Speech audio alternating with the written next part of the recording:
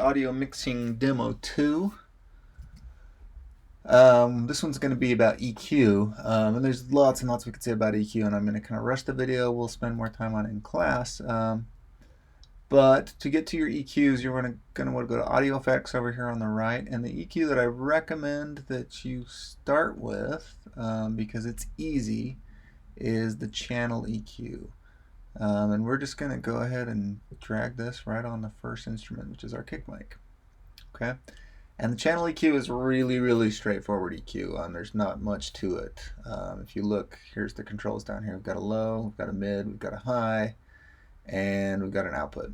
And mostly we're just going to be messing with the low, mids, and highs.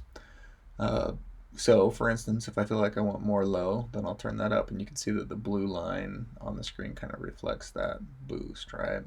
Now a little bit goes a long way. If you remember when we were talking about decibels, that an increase of 6 dB, which is that much, is going to make those frequencies twice as loud as they were before, which is an enormous amount, right? So just kind of keep that in mind, that you can really, this is a lot more powerful than the EQ in your car stereo. So just kind of keep that in mind as you're making these adjustments. Generally, I'll keep my boosts and cuts to 3 dB or less, but it just depends on the sound and depends on how it was recorded and what you want to get out of it. Mids, boost, cut, and then highs, boost and cut. Okay, pretty self-explanatory. There's one other feature on this EQ that I think is pretty cool, and it's the low cut, which is right here. If I click that on, you can see what that does is it cuts out these really low frequencies. And I actually wouldn't do that on the kick drum, because that's an instrument where we want those low frequencies. But there's a lot of other instruments where we don't need those low frequencies, and that zone tends to kind of create this rumble generally in the mix, or just muddiness, that a lot of times you don't actually even hear when you're mixing with headphones on, because they're not going to be producing those frequencies too much. And even through speakers, you may not really realize that there are a bunch of stuff going on in that zone, because it's not a frequency spectrum that you really associate with like hearing. It's more like you kind of feel it or sense it, but it's not really like a tone. So on a lot of instruments, it'll benefit to do a little cut right there. For example, I would not do that on kick, and I would not do it on bass, but just about every other instrument I would do it on. So like snare, that'll really help. And you have to drag a new channel EQ onto each track you want to EQ.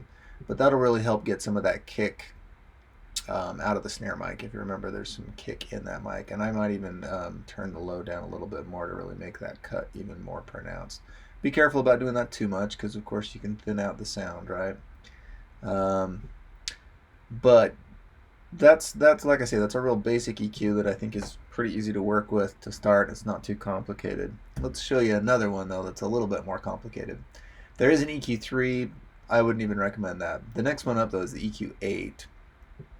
I'm going to go ahead and put that on the snare, and you'll see that this one's got a lot more controls and a lot more going on to it. So for starters, it's got just these yellow circles that you can actually just click on and drag it up or down like that. Okay, so pretty easy on that front. You can actually turn up to 4 more on, so that's why it's got its name EQ8. You can actually turn all those on, and then you have 8 different adjustment points that you could do different things with the EQ on. So it's very versatile that way. Generally, I like to turn this adapt Q off. Let me just show you what that does. Let's say if I make a, let me make this boost right. Well, let's do that. So if I boosted this low end, I'm going to do it at extreme just so you can see, like as I boost, you can see how it also does a cut right there. And it kind of does the opposite. As I bring it down, it makes a boost right there. That's what the adapt Q is doing. So if I turn that off, you can see how it smooths it out. I generally don't like to have that on, just so I can get a little bit more precision. And you know, you can see like really quickly and easily you can just make really fine-tune adjustments with this EQ, much more so than that channel EQ. So if you're wanting to explore some more advanced EQing and really get in there and mess around with the frequencies, this is the one to do it. Just show you a couple basic things. For one, you can expand this screen to see even more controls. This little arrow right here that's on a lot of effects, if you click on that, it'll just give you a bigger screen to work with.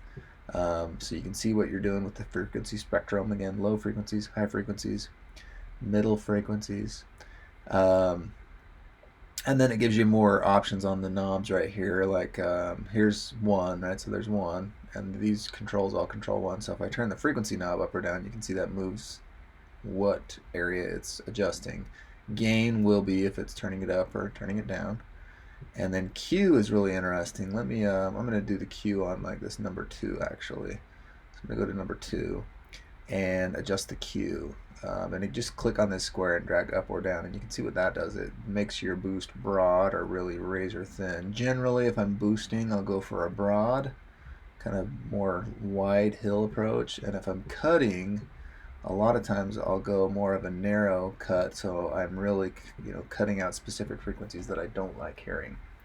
And one thing that I really like to do when I'm EQing something is I will, of course, solo it, so I'm only hearing that one sound, and I'll get a really narrow band like this that I've adjusted the Q up to 10 there, and I will just kind of sweep it back and forth like this and find frequencies that I don't like how they sound. Now, they're all probably going to sound annoying when you boost them this much, but this lets you kind of zero in on certain ones that are really maybe causing a problem. And then once you find it, then you just do a slight cut there. So let me demonstrate.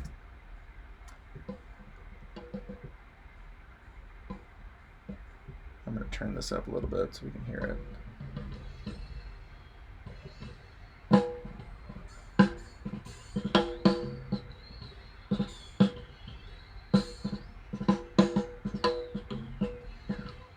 It's a pretty good sound of snare, actually. I'm liking just about everything I'm hearing. But there is a little bit of ringing right in there that I maybe want to cut out a little bit. And maybe a little bit more body on the snare. And again, like I say, I maybe want to cut out some of that low end. So I'm going to do that. And what I just did there was I clicked on the shape right here, so you can see that like draws different shapes on the EQ. So you can try out some different shapes that way. They'll all do different things depending on what kind of adjustment you have going on there.